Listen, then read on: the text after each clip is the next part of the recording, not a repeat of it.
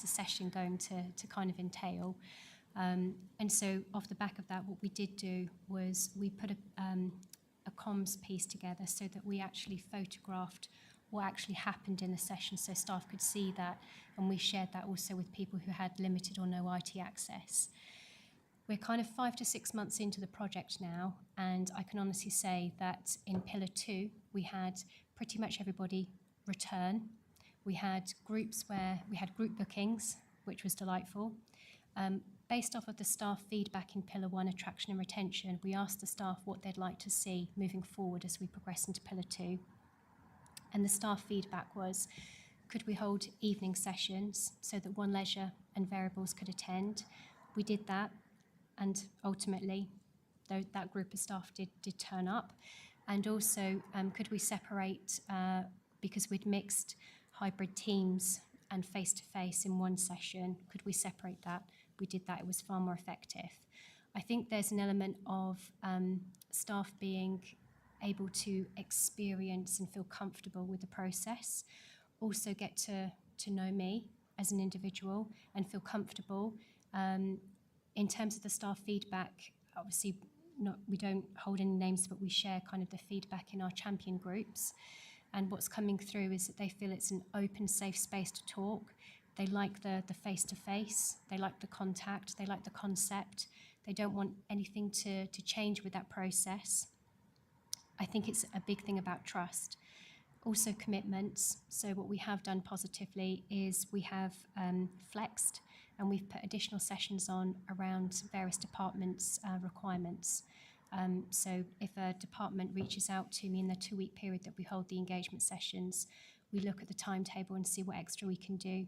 We've also held that for staff as well, that where they've reached out and said, I can't attend a session, but if you had capacity, would I be able to reach out and have a chat with you? And we've held that on Teams just so that we can capture the evidence. I think perhaps the attendance might be slightly higher in other, perhaps organisations, but I think this is very new. I think it's time, but it's been a positive experience, good feedback, and encouragingly on Pillar 2, we have reached other areas of the business, so we've seen different departments coming through. So that's, again, really positive. I don't know whether I can share those departments or just keep it like that. Okay. Thanks. I think to add to that as well, I think the reach is actually really good. To get 100 members of staff coming into those sessions is really, really good. I've turned up in the past in my career as a member of SLT to give talks to members of staff, and we've had a handful of people walk through the door. So to see that number, I think is really encouraging. I think the other thing that I'd add to that in terms of the reach into the organisation as well is we've also employed and worked with Unison and also the employee reference group, representative group as well.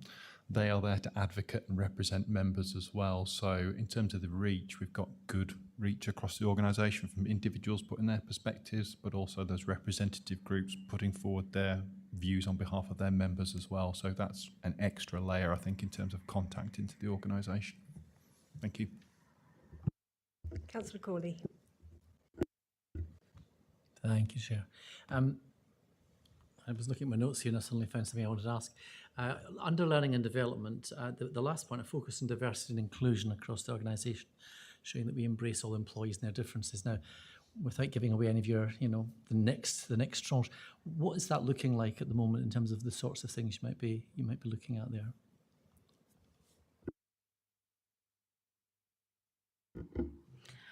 So I think it's a variety of things. It obviously builds on our equality and diversity data that we bring to this committee and the action plan we've got from that. So I think some of that will be built on. It's things like having networking groups for some of our groups within the council to be appropriate. And then also just finding out more from our colleagues around what they actually want us to provide, because again, we could come up with a list, but actually it's what's going to add benefit.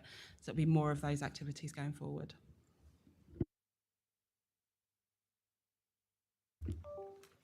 Okay, just a further point that I'd like to raise. Well, first of all, to thank you for your flexibility, because it sounds as if you're starting early, finishing late at times to try to cover all areas.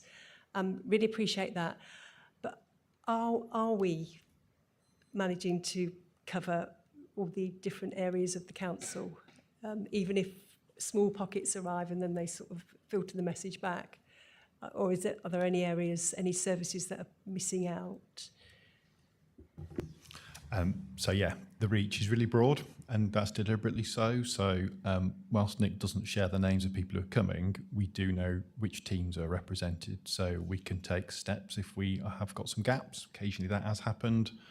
Direct contact into the management group there to encourage people to participate, to explain to them what they'll get from it has happened. So as a consequence, the reach is really broad across the organisation. So I think all services have been represented in some of those sessions. So we've got voices from all members of staff, frankly. So yeah, we've had that reach. Excellent, thank you. Are there any further questions on this subject? Oh, It's not really a question because it's not my role here, but really it's just to clarify next steps for us. The document is absolutely a strategy. It's about setting out those priorities for us to go away and deliver. I think as Nikki set out in the approach there when we started the session, the detailed action plan will be what will flow, and that will also come through committee. You'll get to see those actions to be able to check in on that. Alongside that, on the officer side, we'll put in place appropriate governance around that as well. So the action plan will have a group of officers overseeing its delivery, allocating resources, defining priorities, doing all the good stuff that we'd normally expect in terms of management to make this actually turn into concrete steps. I think that will be one piece that I think will be particularly important to the workforce. Taking their feedback, taking the ideas they've put into the sessions and making them real will really land this really well for us. And one of the things that we've seen in some of the workshops already is asks from participants to be involved in that work. So Nick has got a list of people who've already put their hand up to say, we would love to be involved in making some of these steps progress for us. So I think that's another good reflection really on the reach I think we've got into the council and that commitment we're building. Early steps, but the steps are positive, I would say. So just thought I'd bring that to the committee's attention in terms of commitment to make this real, frankly. Thank you. thank you, John. John, Councillor Gledo. Thank you. Just to follow up, actually, John, you mentioned, and Nick, actually, you mentioned obviously you're going to have in moving forward, a separate team. Is that going to be a project team with finite timescales as well? So obviously budget issues as well, presumably covered. Thank you. Yeah, absolutely. So what we'll be doing in terms of kind of leadership, so I've been sponsoring the work on the development of the strategy. It will shift into more of a business as usual delivery, and it's likely then that Karen will take forward because she is this SLT lead for strategic HR. Within a team and resources will be focused on delivering this work, but we'll also pull people from other parts of the organisation as well. As you said, and as we've touched on already, the creation of a reserve to fund some of that activity is really important. This can be delivered using that construct to make things happen, but there will be formality around the way the work's delivered. Absolutely, a project plan, prioritised workload, tracking of risks and issues, communication, all the things you would expect to see us deliver this for real. So yeah, we'll move into that space. Councillor Davenport-Ray. In section 4.5 of the report, you mentioned that the team is working on a management development training plan. This made me cast my mind back to the recent scrutiny meeting where there was a discussion of some service areas have their own pot for training, some service areas utilize a central pot. I'm wondering if that distinction between different ways of working is something that's part of what's being considered in the workplace strategy, about whether that's something we want to continue, or whether there are any thoughts about treating all service areas in the same way for training.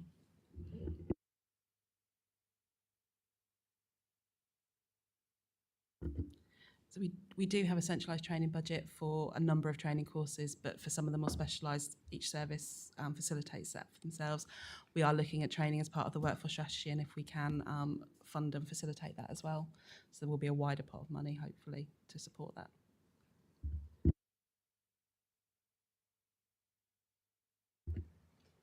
So any further comment? Oh, Nick, thank you. I just wanted to share with you positively. Obviously, I won't divulge departmental names, but in terms of reaching a wider area, there were 7 new departments for Pillar 2, so that's really encouraging. But I think it's really important that I take this opportunity to also thank ERG and Unison, because they don't just also champion, they actually attend the sessions as well.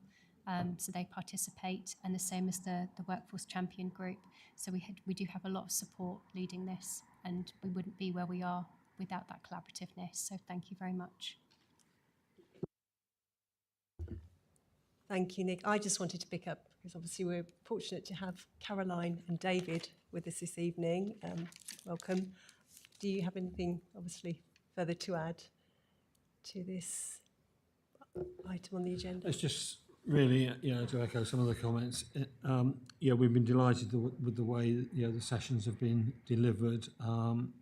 Nick has really put herself out there at all times of the day to try and get as many people attending the sessions as possible. We all want to get as much input into this process as we can get, and she's learned from the first sessions and who turns up at what times of day, when are the best times to hit people, and made those changes constantly to reach as many people as possible. We will continue to work with Nick, as will the Unison reps, to get as many people to these sessions as we can. But it's just been great to see, in the sessions, the amount of ideas that are coming from all areas of the organisation. It's fantastic, that there's also now that provision has been made, to deliver on those issues that are arising. Well, thank you, David. That's lovely to hear your endorsement, and obviously that filters down to your own staff as well. So great news. Thank you, and thank you. Everybody is so supportive of the efforts. Thank you.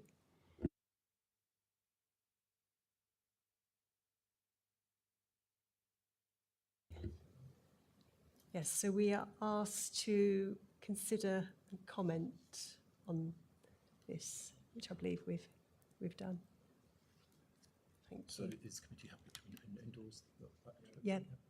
Okay. Thank you. Okay. Thank you.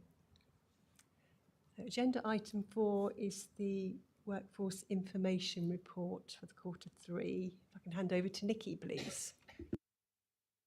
Thank you. And we will work on it being punchier next time. I'm joking.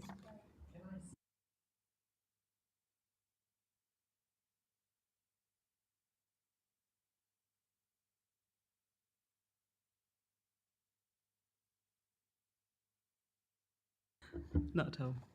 Thank you. Okay, so at the end of the quarter, our head count had increased to 650 employees, with a full-time equivalent of 591. Our pay bill is currently estimated to be an underspend at the end of the year.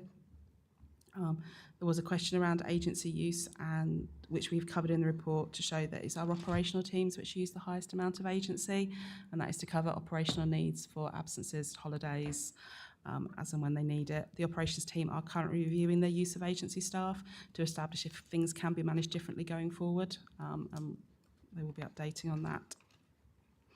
Leavers in the quarter, we had 19 leavers, which is one higher than the last quarter.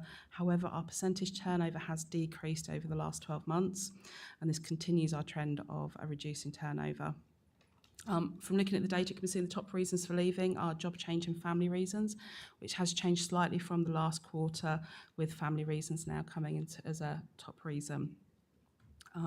We still face the same external factors that we have been in the last few quarters around the economic climate, and also we're seeing a shrinking vacancy pool externally to HTC, so that will have an impact. In the quarter, we had 2 retirements with a combined service of 39 years. Thank you, Nikki. Yes, obviously, we'd like to put on record our thanks to the 2 retirees for combined service of 39 years. Is excellent, and send them our very best wishes for the future. Thank you. Thank you. So recruitment activity has decreased since the last quarter, which you would expect with Christmas in there, and it was particularly busy in quarter 2. However, we have also seen 10 internal offers, which shows that it supports our grow our own talent and that internal development that we are working on. We are still seeing a challenging recruitment market, although the jobs market is shrinking. People are less inclined to move roles at the moment due to the economic climate, and we are still seeing some failed recruitment campaigns, but we are looking to do things differently to try and improve that. So we've refreshed and renewed our recruitment website externally, so we've made that more accessible, added staff stories. You'll see John on there if you go and have a look, as well as a number of our other staff. You'll have also seen that we have actually we've launched our microsite for planning recruitment. That was all the work for that was done in Q3. So we've had videos created. We've got some staff stories. I've just tried to make it more engaging and to have that single point for any planning vacancies we had at the time. So that's still open at the moment, and we're still actively recruiting through it. Thank you. Engagement, as you've already heard, there's been an awful lot of engagement on the workforce strategy, which has been brilliant. We've had lots of people involved in that. Just as importantly, we held our nominations and judging panel in the quarter for the iCare Awards. We had over 100 nominations.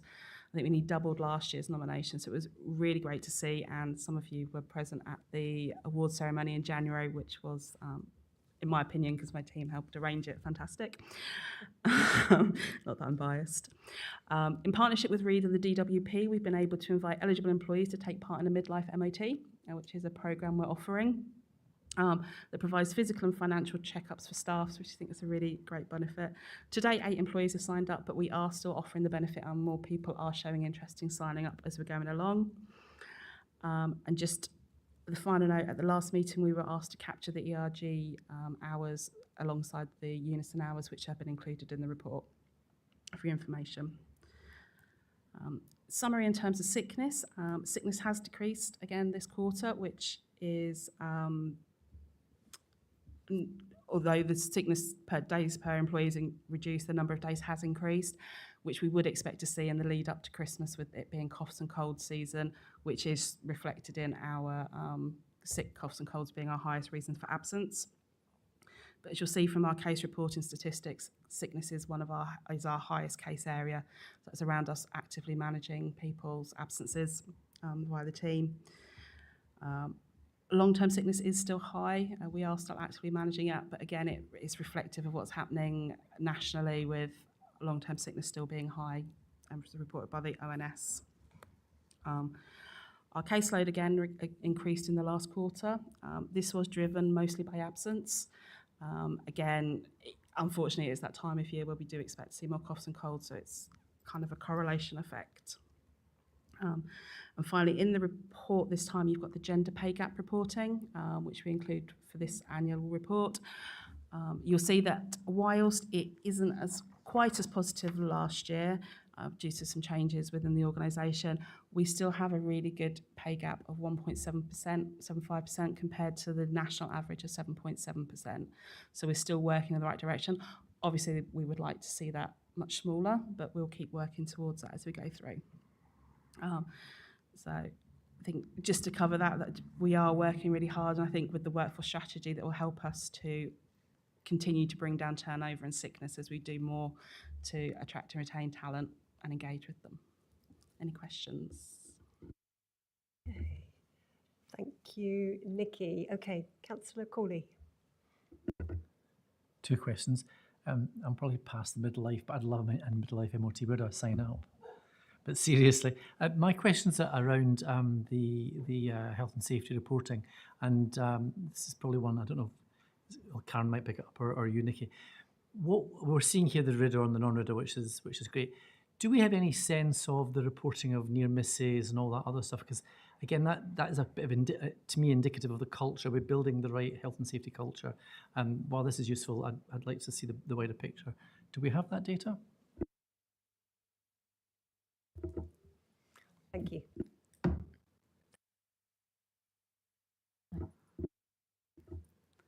That is information I have requested, and I believe we are trying to collect at the moment.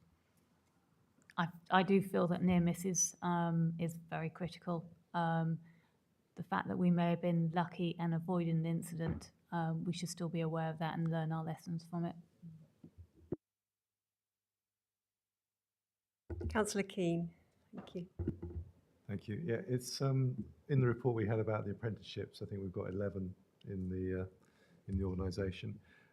Just one thing I was interested in, and probably it's not captured by the report, but I've had a number of requests from school-age children who need a week in an organisation. I wonder, do we offer something on that level as well, or is it something we're looking at?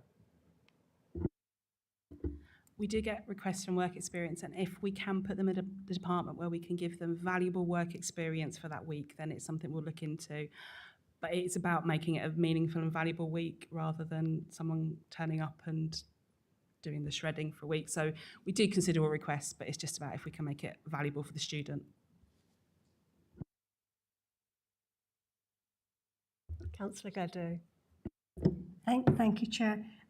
One's an observation, another one's actually a question. I think it's excellent. I particularly like your MOTs. I think that's fab.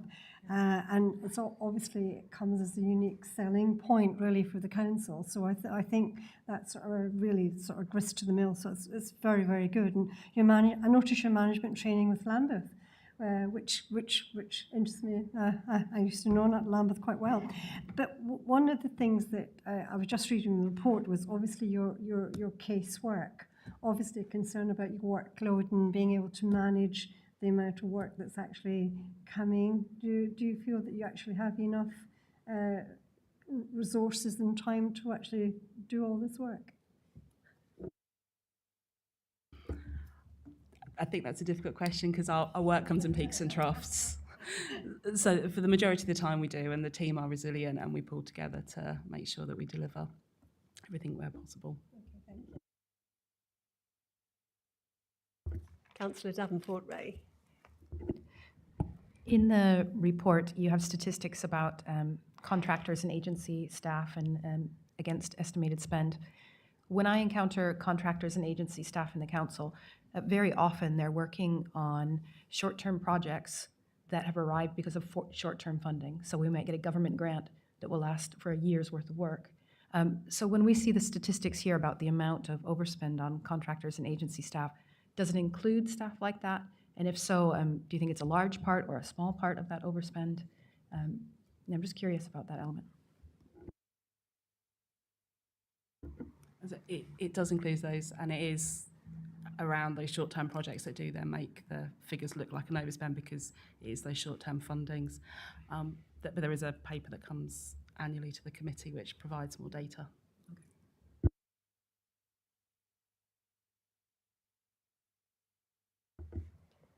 Okay. Are there any further comments or questions? Okay, so thank you, Nikki, for the report. A useful time to thank you and your team, and also Michelle for the iCare Awards event. Highly successful. You needed the larger venue and filled it, and there were some great deserving winners with huge appreciation shown. So thank you to you all. Thank you. So we're asked to consider this. And everybody in agreement? Please, thank you. Okay. Agenda item 5 is back to Nikki, please, with the pay policy statement, which I understand is a refresh of previous. Thank you. Yes, this is the annual refresh of the pay policy statement. As with previous years, it has been updated to align to this year's figures, and we ask you to consider and endorse forwarding the pay policy statement to full council. If you've got any questions.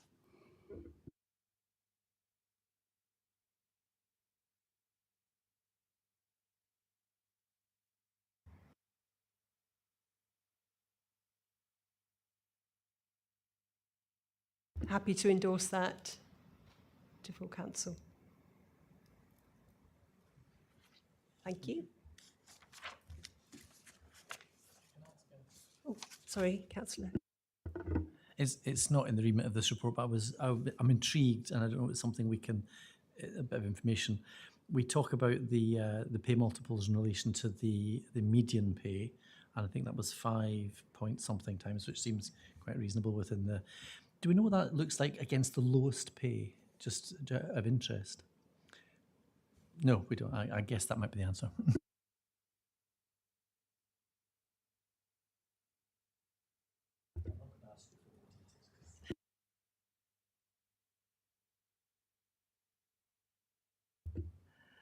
Thank you.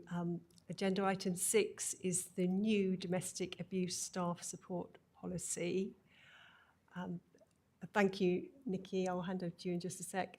That was it's extremely comprehensive. I felt it covers all situations, and perhaps disturbingly gives us signs to recognise people in this situation. My only comment was the reference to lockdown on page 65.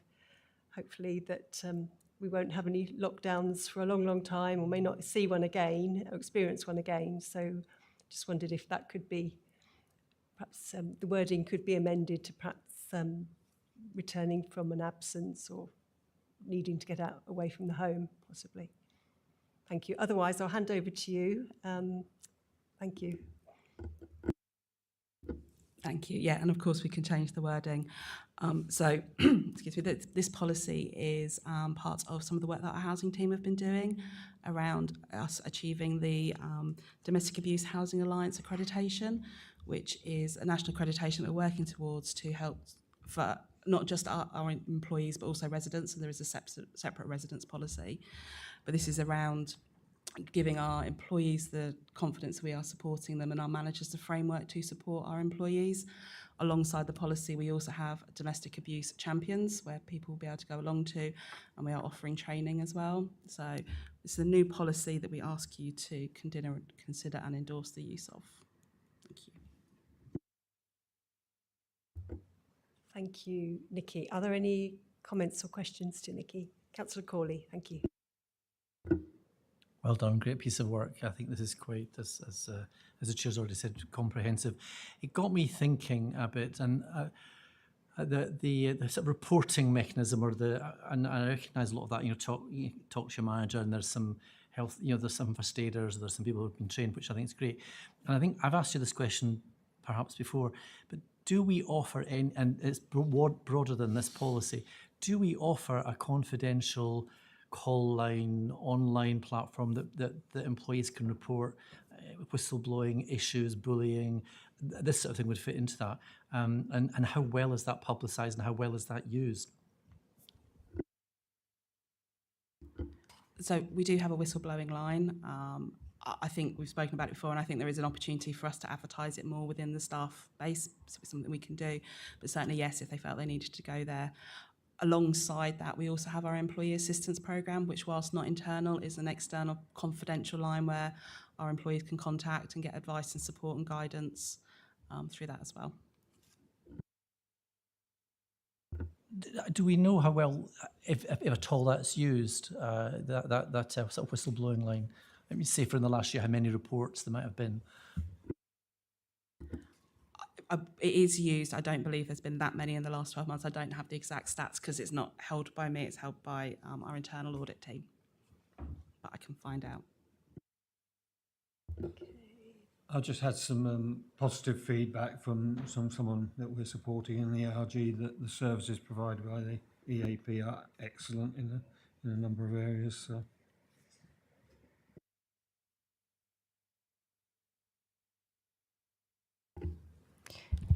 I'm really happy to see the sections in this policy around controlling behaviour and coercive behaviour. I know that we now have the legal framework to understand that aspect of this problem, but I don't think all organisations yet have this included in their employment policies, so I'm really happy to see that. Thank you.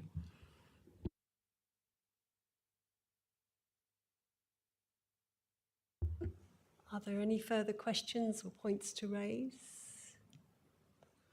Otherwise, are we happy to endorse this policy? Excellent. Thank you again, Nikki. Excellent.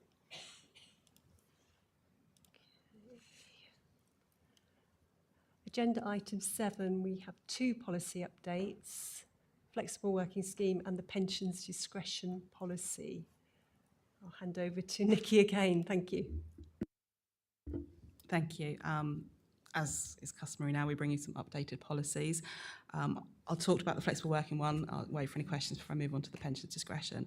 So the flexible working policy is being updated in line with some amendments to the flexible working rights that are changing in April.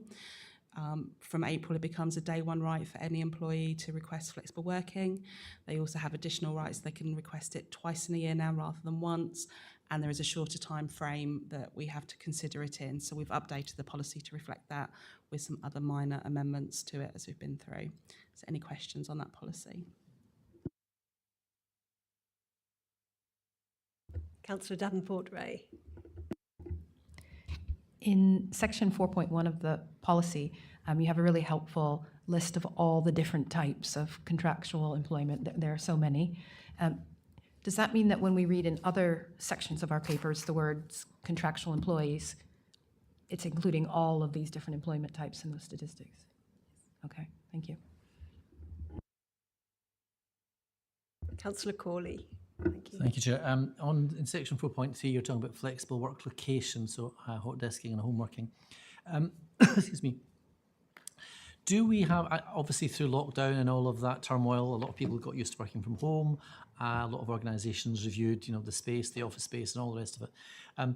Do we have a sort of stance on more people in the office, or are we still working very flexibly? And if we are moving towards more people being present, where are we on that journey? Thank you.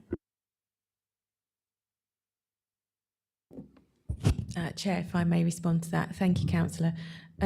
It's a topic that recently came up at our most recent Unison and DRG working group as to whether we were considering any changes. It's fair to say our present contract of employment, unless those that are specifically referenced in this report, are all office-based. So whether that's Eastfield, Pathfinder House or the One Leisure facilities. There are no plans at this stage to consider moving to formal hybrid contracts, because actually what we must always focus on is the needs of the service to serve the community in terms of the functions that we discharge. It is something that we talk about a lot in terms of both from a learning point of view, and the most recent examples we've talked about are our young starters, and I mean that in terms of young on their career journey who are learning, and the importance of learning from colleagues in an office environment, both around the job, but also if you're a young person entering the world of work, fresh from school, college or university, actually a working environment is very different to what you may have experienced, and learning how to conduct oneself in that environment can only be learnt through observing behaviour. So there are many other factors. I think we've talked about the workforce strategy this evening. Certainly what's emerging through the engagement pillar is actually staff value the opportunity to be together, to learn, to socialise and to network effectively and have that common point of contact, almost a touch point. And certainly we are moving, and I'll give another example, our management team meetings, which take place monthly, have post-COVID been quarterly in person, but thereafter on Teams. We've now moved to every month they are in person. And that's really important because there is, again, it's not an onerous requirement to all come in once a month as that management team cohort, but it's really important as we are sharing information, whether that's corporate plan, service plan, assurance framework, that you're able to be in an environment with your peers. And if you don't get something, the example I use, I can go to Karen, did you know what they were just talking about there? You cannot do that as easily in a Teams environment. So it's about building confidence, building network. And again, another recent example was our induction. We previously held induction sessions by Teams. Actually, again, something Nikki and I have spoken about with the wider team. It's not unreasonable to expect you to attend an in-person induction. It's another great opportunity for you to network with fellow new employees, but also meet appropriate people in person and build those relationships. So the short answer is we're not moving to any formalised hybrid because actually fundamentally it comes back to the needs of the service, and therefore it's a little bit horses for courses. Some can work more hybrid than others, but fundamentally, what are the needs of the service? Thank you. Thank you for that short Thank answer, you. Managing Director. But no, very encouraged. I'm very encouraged by that, and I think I'd fully support and endorse that approach. I think you're right. Where it's appropriate, that's fine. But the needs of the business or the needs of the organisation and the needs of the customer ultimately, and it's good to hear that that's been considered. If I may, Chair, as well, the other aspect is the potential for inherent unfairness. You know, sometimes there are unintended consequences. And for those of us who still remember blue collar, white collar terminology, we spent a very long time seeking to remove those perceived inequalities between white collar and blue collar. It would be most unfortunate in a post-COVID world that we suddenly, just like that, recreated them through work from home, not work from home. You know, and the example we often use is with our hardworking ops team. They can't just say, pull over, Fred. I just need to go and pick my parcel up from the post office. You know, there are unintended consequences if we don't consider the fairness of approach for all of those employees, because all of our employees are valued and should have the same opportunities where possible. Thank you, Michelle. I think we've had some great clarity there. Appreciated. Are there any further comments or questions to Nikki on either policy? Okay. Thank you. So are we all happy to endorse both of these? Oh, Lara. Oh, sorry. I have a question about the pension discretion policy. So I understand that our organisation sometimes has a seat as a representative on the body that looks over our pension fund. I'm wondering when we might have that seat, because I think it's rotating, and if so, how we might be able to use that influence for the organisation to think about where investments are made and decarbonising those investments. I don't actually know, but we can certainly find out. It's not a thing I've heard. Is there anything else Nikki wanted to say about the policy? Because I don't think Okay. Thank you. And Nikki, do you have anything else to add on the policies? Okay, thank you. Yeah, I come to pensions discretion second. So we have only made one change to the pensions discretions policy since it was last updated, beyond updating the figures, is to ask you to endorse us going to shared cost AVCs.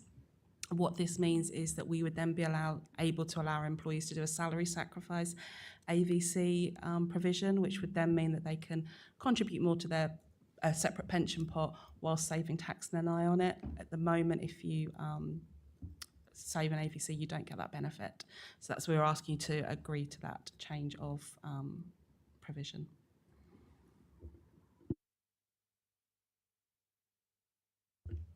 Thank you, Nikki. Are there any questions or comments on this policy? Okay, no? And are we happy to endorse both, please, the flexible working and the pensions discretion? Okay. Thank you. Okay. Agenda item 8 is representatives of employees, and we're grateful to have Caroline and David with us. Do you have anything you'd like to contribute? Yeah, just really a quick summary. It's been a very positive quarter, I think, from the ERG perspective. Been very, very good meetings with senior management, with Michelle, with Oliver and Karen on a number of issues. And a very good working relationship has led to sort of things being moving forward in a quicker time frame. It's been good to see. It's great that ERG representatives have got some training coming up this month and next month to help them support the staff better. We have been approached by a number of staff recently with different issues, so getting that formal training will allow us to deliver a better service to them. Delighted to see in the detail that Nikki presented that stress and depression has dropped down a list of our absences. It's it's been up very high for quite some time, and it's nice to see it falling away, especially in a time when it can be quite challenging for people.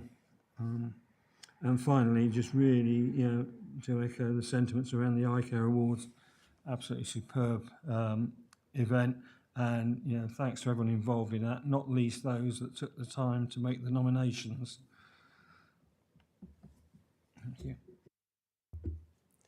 Thank you, David. It's actually wonderful to hear you so positive, because I probably this time last year we had calls and we weren't probably in the same situation, I think it's fair to say, but you're sounding really engaged and supportive of everything, and that's really wonderful to hear. Thank you.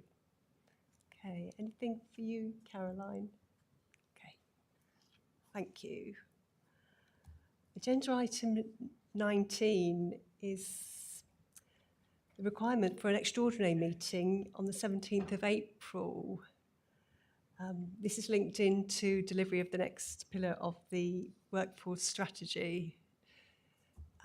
Do you have anything to add, Nick, to We're incredibly pleased that you've approved this. Obviously, this is Pillar 2, and we've just completed the work, so we're in the process of writing this part of the paper and doing the action plans. It has been a very sensitive topic for staff, because when you say what makes you feel engaged and how can we maintain engagement, that's quite a lot of thinking. But again, the staff have been great in obviously Pillar 1 and Pillar 2, and we've come up with some really fantastic suggestions and input. And we keep relaying that by them being involved and joining the journey and participating in these activities, we can really tailor a workforce strategy that is fit for HDC, that will see us for now and the future. So we're really excited to be able to come and present that for you. Excellent, thank you. Okay, so I think we're just required to note that. We wish you every success, obviously, in the next delivery of the next pillar, and we look forward to the meeting in April to share the progress. Thank you. And with that, Councillor Gleadow.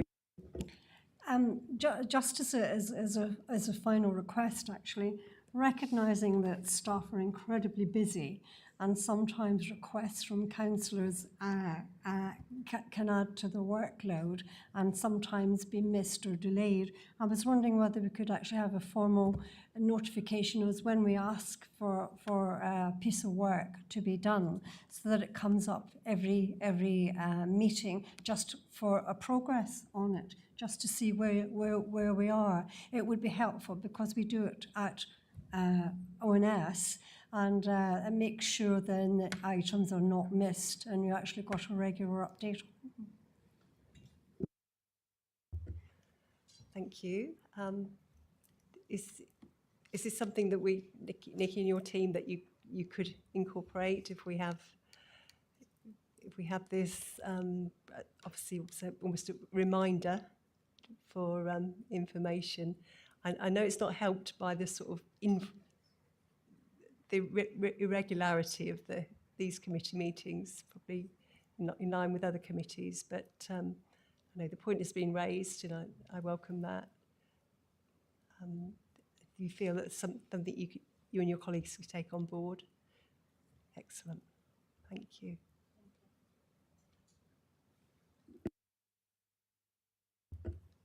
You happy with that? Good. Thank you. Appreciate that. Thank you. Are there any other comments, questions? Otherwise, thank you for your attendance. I'll close the meeting. Thank you.